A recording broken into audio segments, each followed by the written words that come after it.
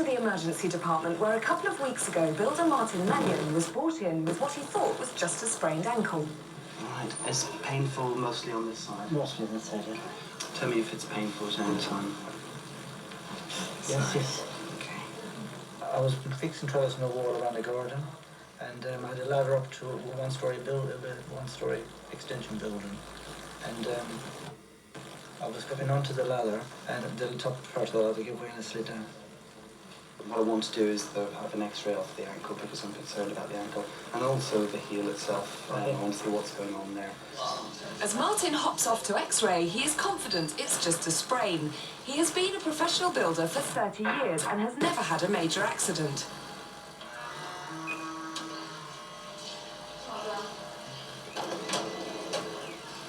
It's not long before the X-rays are back with Mark, and they show some worrying news. If you want to see there, the X-rays there. There's the break there in the ankle bone itself. And there should be a gap, the same width all the way around, so there's a shift on there. Also here, the heel itself is quite broken in a few places. As I suspected, broken your ankle? You're joking? No. And you've broken your heel as well.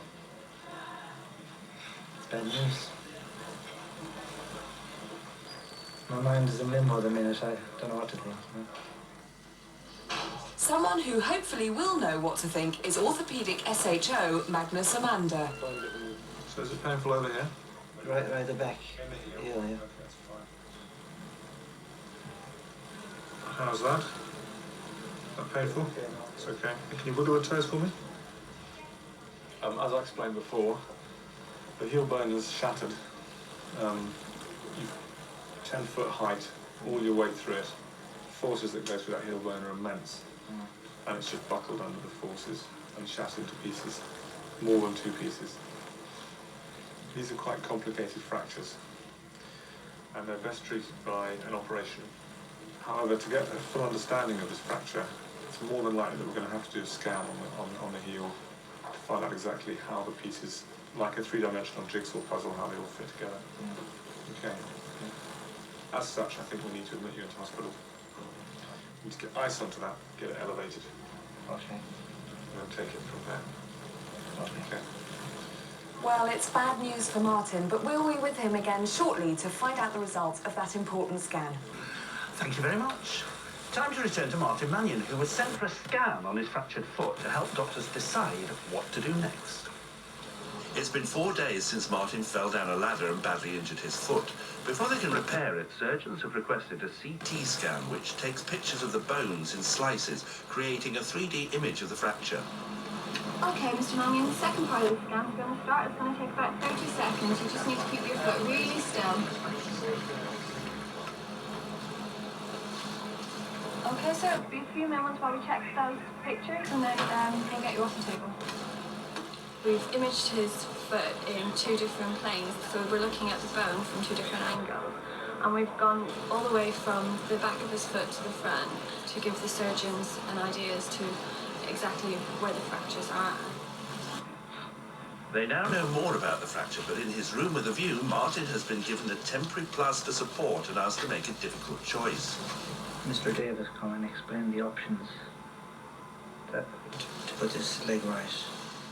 Option 1 was to go down for an operation, and there was lots of complications which could occur. And the other option was to put a plaster on it and be sent home and wait for it to recover. Just trying to decide on which option to take. Someone who can help him make his choice is SHO Anna Putness, who demonstrates how valuable the CT scan has been. You can see there's a fracture line that goes straight across the bone there that does indeed involve this joint there, which means he is at increased risk of getting arthritis within that joint. And if we do an operation, that will reduce the risk of you getting arthritis in there. However, the negative side of having an operation is that you can get infection in there, and if you get infection, that can be serious. An operation would involve nailing metal into the heel to restore its shape. It's a tough decision, especially as Martin is still surprised that his injury is so bad. I thought I'd be on EM for a couple of days, and the longer I'm here, I realised the seriousness of it. I didn't realise at the beginning it was that serious. And I thought I'd be out every next day. I'm thinking I'm going out the next day after, you know. Now I realise it's more serious than I thought. Martin eventually decides to go ahead with the surgery, but before they operate, they must allow time to rest the foot and reduce the swelling. He's coming into the second week now, and it's felt like quite a long time. And where I wasn't looking forward to the operation, now I want to get it over quite quick to get out at home. I'm getting a little bit bored now. I feel if I just left it, the heel would be out of line, and the more I think about it, I've gone to choose the best option. It's now exactly 2 weeks since Martin fell, and at last he is off to surgery for his vital operation. The day has finally come, and last night I was awake for about 3 hours, but now I'm feeling quite good. I'm looking forward to getting it done. This is my daughter Sharon, and she's just come to see me off, make sure I go. Martin did go for his operation on Friday, and he is now to tell us how it went. Martin, how did it go? Everything is fine. It's, the pain has died down, and I'm pleased it's over.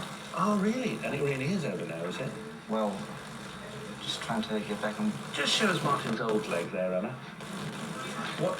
This isn't actually Martin's old leg, but what we've got here is a model, which I can show you what we did on Friday for him. Right. What we did was, this was the bone that was all fragmented in pieces where he fell. Yeah. We put one large screw through this bone to hold it together, Yeah. a plate on the side, and some smaller screws to hold all the small pieces together. How long is that going to take to heal? When can he walk again? Because, I mean, you can't walk on that all shattered up. No, you're right, you can't. What we say is for at least 6 weeks he can't put any weight through there at all. He's going to be in a plaster cast for about 2 weeks. And then after that, at least 4 more weeks without him. 10 weeks, that's going to suit you, because you like sitting around, don't you? You can't stand it, can you? No. He's got quite used to it, I think. You know what's going to happen, don't you? It's going to be babysitting That's right. duties with the grandchildren. And this is the grandchild. Who's he? Joe. That's Joseph, yes. Joe. Actually, we've got loads of Joes here today. So you're going to love that, aren't you? But you see, I think sometimes these things happen because you need to have a lie down. Don't go like that to me. Oh, don't ask me. Why don't you like lying down? I'm normally a very busy person, so... Oh, I see. Oh, very good. Well, I'm glad you're going to be doing that. I'm sorry you had to go through that to face a sit down, but you're doing great, and the prognosis is very good. And congratulations for going ahead with the operation, because I know it must have been a tricky decision. Thanks very much. You're a good bloke, and thank you for explaining it to us. That's right. Thank you. Cheers.